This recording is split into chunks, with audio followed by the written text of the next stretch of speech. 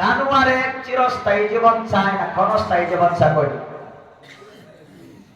জানোয়ার, জীব জানোয়ার চিরস্থায়ী জীবন চায় না ক্ষণস্থায়ী জীবন চায়? ক্ষণস্থায়ী। এদিকে এদের একটা হসপিটালও নাই, বেমার মরলে মরলো, খাইলে খাইলো, শেষ। কিন্তু মরবার চায়, হসপিটালে ভালো হইবার চায়। বোঝা গেল মানুষ এই 2 দিনের জিন্দিগি সন্তুষ্ট না। এদিকে আল্লাহ তাআলা মুসলমানরে মানুষে আখিরাতে আল্লাহ তাআলা চিরস্থায়ী জীবন দান করবে। সুবহানাল্লাহ। এই চিরস্থায়ী জীবন কিভাবে সুখময় হবে, দুনিয়া কিভাবে সুখময় হবে, এটার সমাধান দেয় আধুনিক বিজ্ঞানে। আখিরাতের জীবনে কিভাবে সুখ শান্তি হইব, এটার সমাধান দেয় কোরআন আর হাদিসে। এই 2টা জিনিস বোঝার জন্য আজকে আপনারা এখানে বসেছেন। আপনারা ভাগ্যবান না দুর্ভাগ্যবান বলেন? আল্লাহ আপনাদেরকে সুযোগ দিয়েছে, মহব্বত করছে না নাই? করছে না নাই? আমার ভাইয়েরা, আমার বন্ধুরা, খুব ভালো করে বুঝবেন। যে আয়াত আমি তেলাওয়াত করেছি, আয়াতের মধ্যে আল্লাহ রাব্বুল আলামিন বলেন, ওয়াত্তাকু ইয়াওমান তুরজাউনা ফীহি ইলাল্লাহ সুম্মা তুওয়াফফা কুল্লু নাফসিন মা কাসাবাত ওয়া হুম লা ইউযলামুন।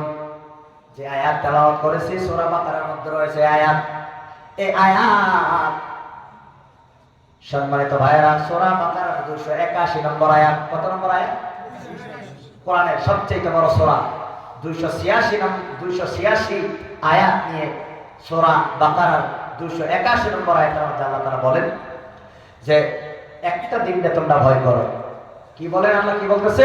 একটা দিনকে তোমরা ভয় করো, যেই দিন তোমাদের সবাইকে কবর থেকে উঠায়া আল্লাহর সামনে আবার নতুন করে তোমাদেরকে খাড়া করাইয়া দেওয়া হবে। তারপরে দুনিয়া যা করেছ তার ফলাফল দিয়ে দেওয়া হবে। পরীক্ষা দিছিলেন, ফলাফল আউট হবে কিয়ামতের দিন। ফলাফল আউট হবে কোন দিন? কিয়ামতের দিন, চূড়ান্ত ফলাফল। আর তার ড্রাফট আউট হবে মৃত্যুর সময় আর কবরে। ড্রাফট আউট হবে মৃত্যুর সময় আর কবরে।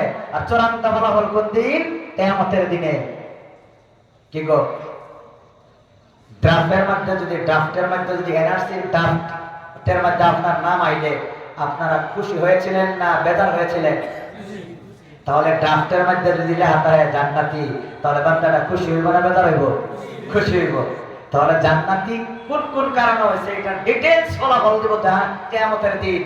কিন্তু আগে ড্রাফট শোনানি হইব, মৃত্যুর সময় তারা দেখানি হইব হ্যাঁ জান্নাতি না জাহান্নামী। আল্লাহ বলে একটা দিনকে তুমি ভয় করো। এটা কোরআনের লাস্ট আয়াত। কয় নম্বর আয়াত? এই আয়াতের পরে আর জিবরাইল কোরআন নিয়ে দুনিয়ার জমিন আসে না। এই আয়াত নাযিল হওয়ার 9 দিন পরে রাসূল দুনিয়া থেকে বিদায় হয়ে যায়। কতদিন পরে? 9 দিন পরে। এখন প্রশ্ন হইল, কোরআনের মধ্যে প্রায় 6,500 মতো আয়াত রয়েছে, কিন্তু এই আয়াতটা কেন আল্লাহ তাআলা লাস্ট নাযিল করলো? এটা প্রশ্ন হয় না নাই? আপনারা বলেন, মা আর বাবা প্রথম দিন থেকে, জন্ম হওয়ার প্রথম দিন থেকে মৃত্যু পর্যন্ত যা কথা আপনাকে বলছে সব কি মনে আছে? আপনার মনে আছে? মনে আছে? কিন্তু মা এবং বাবা যদি মৃত্যুবরণ করে, ওই দিন মরার আগে যে কথাগুলো কইয়া যায়, এটা কি ভুললা যায় না মনে থাকে? ভুললা যায় না মনে থাকে? কারণ লাস্ট কথা মনে থাকে। কি থাকে? লাস্ট কথা মনে থাকে। 6,500 আয়াত সাধারণ সব মানুষে মুখস্থ করতে পারতো না, কিন্তু লাস্ট কথাটা সবাই মনে রাখতে পারবো। এদিকে এই আয়াত আল্লাহ লাস্টে দিছে একটা কারণে। কি কারণে? যাতে গোটা জাতি গুনাহ থেকে মুক্ত হইয়া জান্নাতবাসী হইতে পারে। বলেন সুবহানাল্লাহ। এই আয়াতের মধ্যে কি আছে? আয়াতের মধ্যে এটাই আছে, আমি যদি চুরি করি, আমি যদি ডাকাতি করি, আমি যদি 2 নম্বরই করি, আমি যদি বাটপারি করি, আমি যদি ঘুষ খাই, আমি যদি সুদ খাই, তাহলে আল্লাহর কাছে খাড়া হয়ে কি জবাব দিব? চিন্তা করুন। এই ডর যদি থাকে, কোন চুরি করবার গিয়া মনে হইব না নাই আল্লাহর কাছে কি জবাব দিব ওই দিন? ওইটা মনে করলে তার চুরি করবো না ছাড়বো?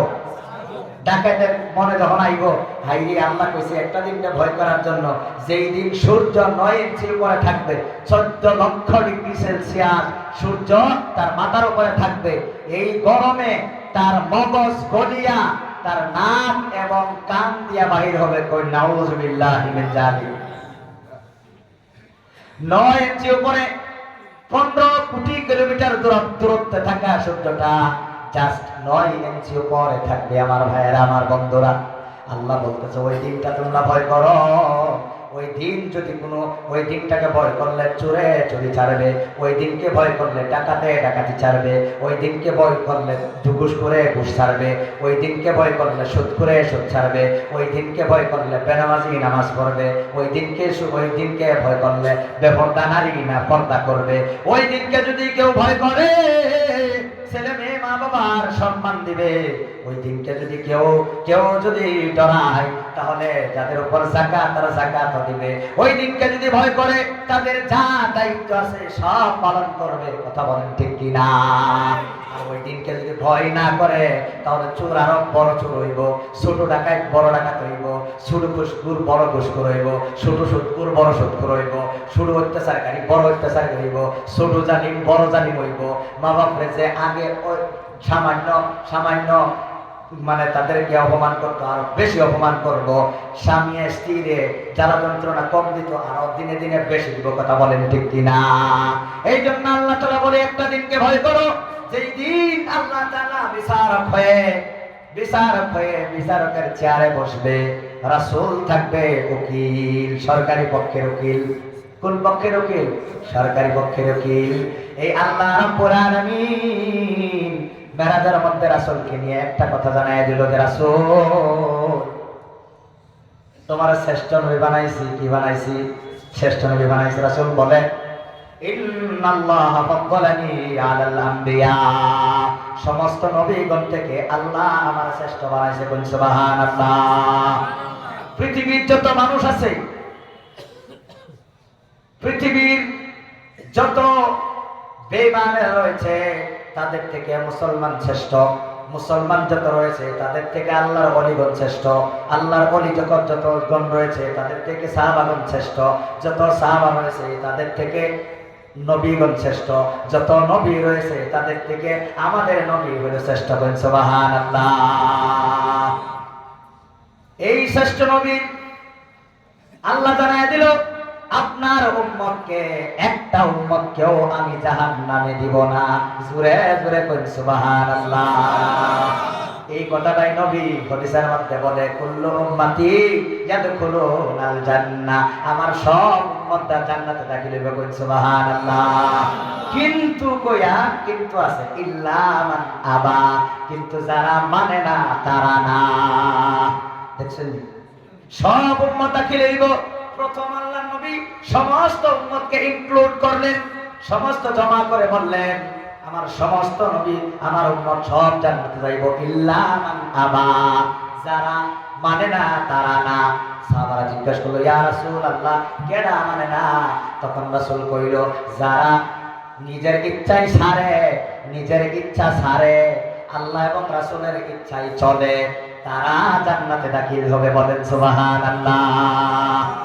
তোমার ইচ্ছা ছাড়ো, আল্লাহ রাসূলের ইচ্ছায় চলো। বলেন কি বললাম? তোমার ইচ্ছা ছাড়ো, আল্লাহ রাসূলের ইচ্ছায় চলো। যদি এটা করতে পারো তুমি জান্নাতে যাইবা। ওয়া মান আসানি ফাকাদ আবা, আর আমার ইচ্ছায় যারা চলে না তারাই আমাকে মানে না। যারা আমাকে মানে না কপালে জান্নাত জুটবে না। স্পষ্ট কথা। তোমার ইচ্ছা ছাড়ো, আল্লাহ রাসূলের ইচ্ছায় চলো। আল্লাহ রাসূলের ইচ্ছা কি? কোরআন হাদিস পড়ো। কোরআন হাদিস পড়িয়া যা পাইবা তা মানো। মা আতাকুমুর রাসূলু ফাখুযুহু ওয়া মা নাহাকুম আনহু ফান্তাহু। আল্লাহ রাসূল যা তোমাকে দেয় ভালো করে ধরো, যা নিষেধ করে তার ধারে কাছেও যায়ও না। বলেন সুবহানাল্লাহ। এখন বুঝলেন নি? এটা আরো স্পষ্ট করে আমি বুঝাইতে চাই। আল্লাহ রাব্বুল আলামিন কোরআন কারীমের মধ্যে বলেন ওয়াল্লাযীনা হুম লিআমানাতিহিম ওয়া আহদিহিম রাউন। আল্লাহ বলে যারা নাকি আমানত রক্ষা করে, ওয়াদা পূরণ করে, তারা কাদ আফলাহাল মুমিনুন, তারা কামিয়াব হয়ে গেছে। বলেন সুবহানাল্লাহ। দুইটা গুণ, আমানত রক্ষা করে, ওয়াদা ভঙ্গ করে না, ওয়াদা পূরণ করে, আমানত রক্ষা করে, লঙ্ঘন করে না। এই দুই গুণ যাদের থাকবে তারা জান্নাতের মধ্যে যাইবে।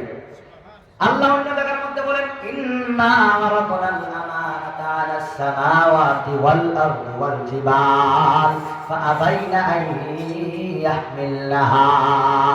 আল্লাহ বলে আমি একটা আসমানকে দিতে চাইলাম, আসমানকে বললাম ও আসমান, একটা আমানত আমি আল্লাহ তোমার দিতে চাই, আমানতটা রক্ষা করলে চিরস্থায়ী জান্নাতের ব্যবস্থা করে দিব, আমানত লঙ্ঘন করলে জাহান্নাম হবে তোমার ঠিকানা। ফাখাফাস সামাওয়াত, আসমানে কইল আমানত লঙ্ঘন করলে জাহান্নাম, দরকার নাই, জাহান্নামে যাওয়ার ক্ষমতা আমাদের নাই, আসমানে না করে দিল, লাগে না আল্লাহ আমানত লাগতো না। আল্লাহ জমিনকে বলল জমিন তোমারও, এই যে যারা যাইতেছে কে যাইবে সাইন ওই যায়, এটা কই বসুন ক্লাসে বসুন, তো শিক্ষক ক্লাসের মধ্যে বলে ছাত্র এবার জায়গা না কয় sir may I go out, এটা কই এলো না নাই, কোন কই এলো না নাই, না ভাই খারাপ পাইটা যান ইজাজত দিয়ে আমার কি, কোন কই এলো না নাই স্যার মই বাহিরে যাব পারবো না, একটা স্যারকে যদি আপনারা কই একজন আলিম না কই এটা, এটা তো আমার সহ্য হইতেছে না। যদি জরুরত, এটা স্বাভাবিক, জরুরত পড়তেই পারে, 1 নম্বর 2 নম্বর কেউ তো 3 নম্বর, 1 নম্বর 2 নম্বর আমার তো লিখে বাইরে বোঝা যাচ্ছে, 3 নম্বর হইল এটা, এটাও আমি যতদের কোনো অসুবিধা নাই, ইন্দা আওলা সেগুলোকে খাইবেন, হেন্দাকে খাইবেন, কোনো অসুবিধা নাই, কিন্তু আনা কইয়া ভাই কেউ জানে যে, আনা কইয়া জানে যে, যদি জরুরত পড়ে 1 নম্বর 2 নম্বর কোনো অসুবিধা নাই, একেবারে কইয়া যাবে নাকি ভাই যায় নাই না, এনে করে ইনশাআল্লাহ আল্লাহ তাআলা কবুল করুন। আর এই 3 কাম ছাড়া কেউ জানে না যে, আর যদি মিছা কথা কইয়া এটা কইয়া যদি যায় আর বাদে বাড়ি যায়, আমি মুসাফির মানুষ, একেবারে কন্টিনিউ হয়ে যাবো, বাদে একেবারে হাসাই কন্টিনিউ হয়ে যাবো, আমি কইলাম মুসাফির মানুষ, আমি আগে কই দিছি আল্লাহ এটা তুমি জানি না যে, আল্লাহ জানে এটা, আল্লাহু আলিমুম বিযাতিস সুদূর, অন্তরের খবর আল্লাহ জানে না নাই। আমার ভাইয়েরা, আমার বন্ধুরা, রাসূল দুনিয়ার মধ্যে নাই, আজকে নবীজি যদি এই জায়গার মধ্যে থাকতো, কেডা কেনা ফলায় চলে যেতেন গা টাঙ্গাই, লাগে ফেডের খিদা মরতাম, এটা ফইরা মরতাম, তাহলে রাসূলকে ছেড়ে দিতাম। আজকে রাসূল তো নাই, এই রাসূলের কাজগুলো করে কারা? আলেম ওলামারা। এই জন্য রাসূল বলে, আমি কোরআন হাদিস তেলাওয়াত করছি, এই হাদিসটা লাস্ট পর্যন্ত যারা শুনবেন মন এত আনন্দিত হইব, এত আনন্দিত হইব, লাস্টে কই আমি গান এখন কইতাম না আর কি, আপনারা শুনুন যে লাস্টে আমি ইনশাআল্লাহ বলবো। আমার ভাইরা, আমার বন্ধুরা, জমিনকে বলল তোমারও একটা আমানত দিতে চাই, রক্ষা করলে জান্নাত পাইবা, সুখ শান্তি দিব চিরস্থায়ী, আর লঙ্ঘন করলে জাহান্নাম। জমিনে কয় আল্লাহ যত লুট দিছ সারা বাহার আমার গারো দিছ, মানুষে গারো দিছ, পাড়ায় আসবে সব কিছু দিছ লুট, এত লুট লইছি, তোমার আমানতের লুট যদি রক্ষা করতে পারি না, জাহান্নাম গিয়া করার মতো ক্ষমতা আমাদের নাই, আল্লাহ ক্ষমা করো, আমানত লাগতো না।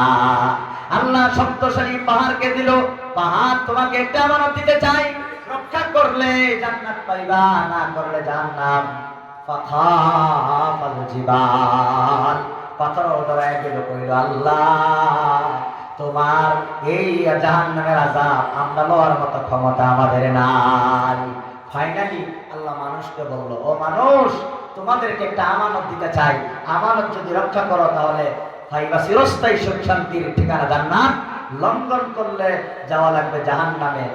মানুষে আসমান জমিন পাথরের মতো উত্তর না দিয়া পাল্টা প্রশ্ন করলো আল্লাহ, তারা পাল্টা প্রশ্ন করছেনি, করছেনি, কারণ এটা নাই, এটা নাই, আঙ্গারা নাই, পাল্টা প্রশ্ন করলো আল্লাহ আগে বলো তুমি যে আমানতটা দিবা, এই আমানত পালন করার যোগ্যতা দিবা না নাই? আল্লাহ অবশ্যই দেব। তাহলে মানুষ চিন্তা করলো আমানত দিব আল্লাহ, পালন করার যোগ্যতাও দিব আল্লাহ, তাহলে না কইরা এই চিরস্থায়ী জান্নাতটা আইতাম কি তা নাকি? চিন্তা করছেন নি? বুঝছেন নি? যেই আমানত আল্লাহ দিব, এই আমানত পালন করার যোগ্যতা আল্লাহ তাআলা দিব, তাহলে এইটা না করিয়া চিরস্থায়ী জান্নাতটা কেন আইতাম? আর আল্লাহ যদি আমাকে আমানত দেয় আর যোগ্যতাও দেয়, তাহলে এটা পালন না করার কি অর্থ হইতে পারে? কথা ঠিক না ঠিক? আল্লাহ কয়, প্লিজ গিভ ইউর আমানা, we are ready to accept your আমানা। আল্লাহ আপনার আমানত দেন, আমরা পালন করব, ওয়াদা করলাম, ওয়াদা করলাম, শব্দটা ভালো করে মনে রাখবেন, ওয়াদা করলাম পালন করব। আল্লাহ দিল, দেওয়ার বাদে আসরের টাইমে দিয়েছে, মাগরিবের পর্যন্ত প্রায় 90% ফেল। আল্লাহ কোরআনে বলছে এই কথা, ইন্নাল ইনসানা কানা যালুমান জাহুলা। আয়াত আছে, আমি জি বলেন কি হাফিজ সাহেব কে আছেন বলেন। ইন্নাল ইনসানা কানা যালুমান জাহুলা, এটা আয়াত হয়তো এদিক সেদিক হতে পারে। আল্লাহ তাআলা বলতেছে মানুষগুলা রিয়েলি তারা নিজের উপরে নিজে জুলুম করলো। জুলুম কে তারা কি করছি? নিজে ছায়া আমানত লইছি, এখন যদি পালন না করি বেদাল আছে। ছেলেরে এটা দুধের টিলি হ্যাঁ করে ওই বাড়িতে নিয়ে এটা পৌঁছায় দেওয়ার লাগে, পারবি নি? পারবো তো দেও। দেওয়ার সময় বললাম যদি হরিয়া ভাঙ্গে তাহলে তোমার তোমার ভাইজন দিয়ে তোমার বাড়িব। এখন না না ভাঙছো না, এগুলো লইয়া গিয়াও পূজা করিয়া ভাঙছে। এখন ভিক্ষা হয় বলা নাই। আর যদি লইয়াকে পৌঁছায় দিতে পারে, ভেরি গুড, ওয়েল ডান, মাশাআল্লাহ। এখন আমরা আমানত ছায়া লইছে, আল্লাহ জাসিয়া দিছে না, ছায়া লইছে। আল্লাহ কইছে ভালো করে খুব হুঁশিয়ার হইয়া ইন্টেলেকচুয়ালি চিন্তা করে লও, যদি পালন করতে পারো তাহলে লও, আর পালন না করতে পারলে অস্বীকার করো। আমরা কইছিলাম পালন করবো, হইয়া লইছি। ওহন যদি পালন না করি তাহলে বেজাল আছে। কথা আছে না মিছা? এখন প্রশ্ন হলো হুজুর কোন দিন আল্লাহর সাথে এই কথাবার্তা হইলো আমার তো মনে নাই। মনে আছে? আপনাদের মনে আছে এই কথা? 6 মাসের শিশু মার কোলে বয়া দুধ খায় কি খায় না? এখন ওই শিশুর বয়স 16 বছর হয়েছে। তখন তার যদি জিগায় বাবা তোমার মার দুধ খাইছো যে মনে আছে নি? হ্যাঁ কি তা কইব না? আপনারা দুধ খাইছেন যে মার মনে আছে? কার কার মনে আছে? আর তাকে বেড়া যদি খাও, এই বেড়া মনে আছে তুমি যখন 2 দিনের বাচ্চা আসলা এই সময় দুধ খাইছিলা যে কইব খাইছিলা খাও, তাহলে মনে আছে নি? বাবা 2 দিন আগে দুনিয়ার আয়া 2 দিন আগে তুমি দুধ খাইছো, এটাও যদি মনে না থাকে তাহলে দুনিয়ার আওয়ার লক্ষ লক্ষ বছর আগে রূহের জগতে লাখ লাখ বছর আগে আল্লাহর সাথে করা কথোপকথন কিভাবে মনে থাকবে? তাহলে মার দুধ খাইছো যখন মনে নাই, তাহলে মারে আম্মা ডাকো কেন? কারণ মা কইছে আমি তোমার মা, বাবা কইছে এগো তোমার মা, দাদিয়ে কইছে এগো তোমার মা, সাক্ষী ভাইয়া মানছি ও তুমি মা, ইউ আর মাই মাদার, ও আম্মা আব্বা মানছি। কিন্তু মনে আসেনি? দুধ খাওয়া তো মনে নাই, কিন্তু মানছি কেন? সাক্ষী ভাইয়া। এখন ওয়াদা করছিলাম যে এটা মানতে হবে কেন? কারণ এটা মনে থাকবে না, এটা আল্লাহ জানে। এই জন্য 1 লাখ বা 2 লাখ 24,000 পয়গম্বর রে এই ওয়াদা কি করছিলাম এই কোরআন কিতাব দিয়া হড়াইয়া দিছে যাতে আমরা বলিয়া না যাই। এখন মার সাক্ষী হয়ে যদি মারে মানতে পারো তাহলে আল্লাহর রাসূল এবং কিতাবের সাক্ষী হয়ে আমানত মানতেই হবে। কথা বলেন ঠিক কিনা? এই আমানতটা হইল আল্লাহ তাআলার বিধিবিধান। আল্লাহ যা বলছে তা করতে হবে, যা নিষেধ করছে ছাড়তে হবে, তাহলেই তোমার মিলবে জান্নাত। কারণ আমরা আগে ওয়াদা করি আসছি, এই ওয়াদাটা যাতে ফুলফিল করতে পারি এই জন্য আল্লাহ তাআলা আমাদেরকে শিক্ষকও দিয়েছেন, কিতাবও দিয়েছেন। এক হাত যদি কিতাবে থাকে আর এক হাত যদি শিক্ষকের সাথে থাকে তাহলে আমরা কামিয়াব। কিতাবটার নাম হলো কোরআন, শিক্ষকের নাম হলো নবী। এখন এই 2 হাত 2 জনের কাছে যদি থাকে তাহলে তুমি জান্নাতে যাইবা, আর না শয়তানে তোমার ধোঁকা দিয়া জাহান্নামে না দিয়া তোমাকে ছাড়বে না। আজকে ওয়াজ মাহফিলের মধ্যে যারা এসেছেন তারা 1 হাত কিতাবে এবং 1 হাত রাসূলকে দেওয়ার জন্য আপনারা এসেছেন। আমি আশা করি আল্লাহ এখানে যারা বসেছে একজনকে আল্লাহ তুমি ক্ষমা করে দেবেন। আল্লাহুম্মা আমিন। এই সমাজে অহনো কিছু পণ্ডিত আছে না নাই? ব্ল্যাঙ্কেটের তলে হামায় হামায় এটা কথা আছে না নাই? বাজারে করতে ঘুরতে আছে না নাই? এগর হাত 1 হাত কিতাবে আর 1 হাত শিক্ষকের হাতে আসেনি। এগর 1 হাত হইল শয়তানের এক কান ধন, আর 1 হাত হইল কই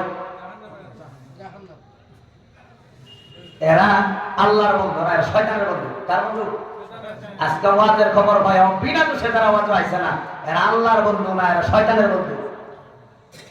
সবের কাছে দাওয়াত পয়সা শুনে নাই, পয়সা শুনে নাই, কিন্তু যারা আসেছেন আল্লাহ আল্লাহ আল্লাহ আমি একজন মুসাফির মানুষ, অনেক কষ্ট করে তোমার বান্দারা এখানে বসে আছে। আল্লাহ আল্লাহ সবাইকে ক্ষমা করে দেবেন। আল্লাহুম্মা আমিন।